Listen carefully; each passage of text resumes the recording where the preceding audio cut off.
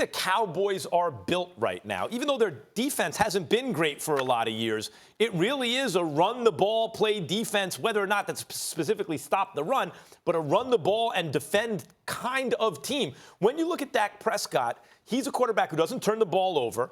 He's smart, he's tough, he's big, he's strong. He doesn't miss games. He can run. He can do a lot of things you want a quarterback to do. But when you break it down, if you watch game film or even replays on TV, what you notice about Dak is not that, boy, that was a stupid play. Boy, you turned the ball over there. That was reckless. It was, okay, you picked up 6 yards, but you had 15 and 20 yards available to you, and you missed that, right? And Amari Cooper will help him with that. It will address a weakness. So he's the obvious kind of more obvious answer. But in fact, when you think about it, it's the guy who allows Dak to be a more effective overall quarterback, not just with play action, but with chipping, with everything. Ezekiel Elliott is the most valuable player on the offense. Dak Prescott is the quarterback of the offense. The success of the offense will accrue to him. More important for him to have Ezekiel Elliott. Absolutely not. And it pains me on your birthday to have to school you, especially now that I know how much my senior you are. Because here's the thing. I feel real young, too. We were having the fire. Yeah, we were having the conversation early on in the year when I would be here on Tuesday. Is Dak the franchise guy? Right? Why did he go out and get Amari Cooper? Why did Stephen Jones and Jerry Jones acquire him?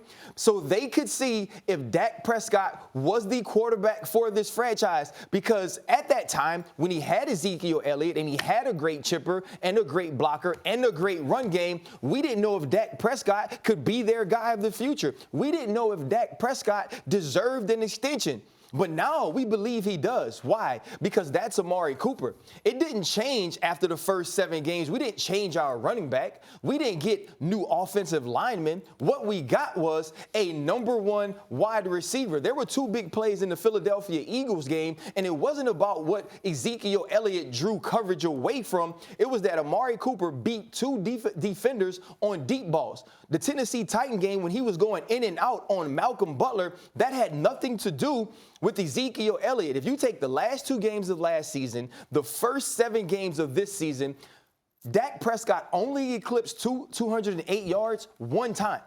Just toward the end of last season, we have 387. We have 289. We have 455. All of those things coincide with Amari Cooper's acquisition. So if you look at what this team needs, I agree with you. If you said, who's the most important player for the Dallas Cowboys to reach their full potential as a team? I'd say yes, Ezekiel Elliott. If you're asking me for longevity at the quarterback position, for productivity at the quarterback position, for the amount of money that Stephen Jones and Jerry Jones are willing to pay me as Dak Prescott, the most important thing to me is Amari Cooper. You just walked into a trap that you set for yourself. Never walk into traps. That's why I got Dak soft shoes today. Dak Prescott, I see you guys kids, see ballers, former ballers are allowed to wear sneakers with suits. I don't really think anyone else is. Look, what's Dak Prescott? Dak Prescott is really a game manager who's big on 3rd down and good under pressure. That was Tom Brady as a player around Dak's age. That was Russell Wilson as a player around Dak's age. Only unlike Tom Brady, he can run, and unlike Russell Wilson, he's big, or big enough. So he's a really good package, and in the future, you can see him eventually being worth the $35 million a year he'd like, right? Like, you could see that eventually. But he's not that player yet. He'd be paid on what he might develop into.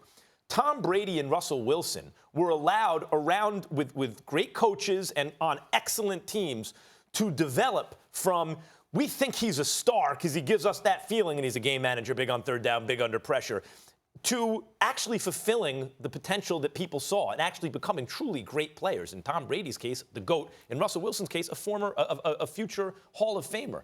Dak could be on that trajectory. If you ask him to do too much too soon, you will in fact expose him. Dak is at this moment not the kind of quarterback who's going to, without a running back like Ezekiel Elliott, be much better than 500.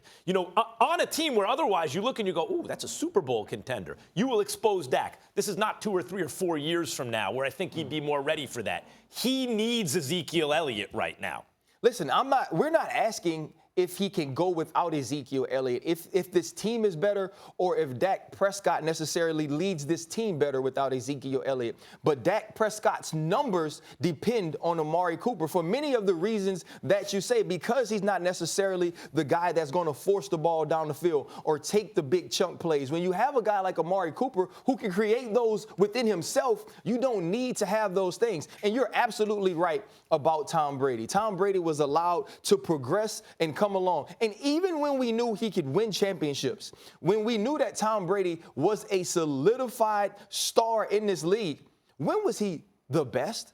When did his numbers show up? Randy Moss. He had Randy Moss, right? And when did Russell Wilson start to evolve as a passer? When did he become good? When you started to talk about the man that was sitting next to us yesterday being one of the top tier wide receivers. And so I get your point in Ezekiel Elliott makes this thing go. And if I'm Jerry Jones and if I'm Stephen Jones, I have to understand that in making him a part of our team and making Ezekiel Elliott a priority. Are you more likely to win a Super Bowl with a star running back or a superstar receiver? A star wide receiver. Yeah, it's a star wide receiver. How could you say that? No, Even I with agree the with that, Patriots, actually. Tom Brady never won a Super Bowl with Randy Moss. He never had an elite receiver outside of him. But the game has changed. He's also never really had an elite runner. If you look for an elite runner in Tom Brady's tenure, it would be Corey Dillon late in his career. And so the Patriots are an anomaly. And what we have to do as part of the media is stop pointing to the Patriots for reasons other teams can do. I pointed to them and Seattle. I pointed to both. Look, what you're saying is... Yeah, and Seattle had a great running game. Of course, but they had both teams had great coaches, developing quarterbacks, and other elements that were able to shield the quarterback from having to do too much until it was time. If you expose Dak to too much right now, you will expose him and actually hinder his development. All right. Thanks for watching ESPN on YouTube. For more sports highlights and analysis, be sure to download the ESPN app. And for live streaming sports and premium content, subscribe to ESPN+.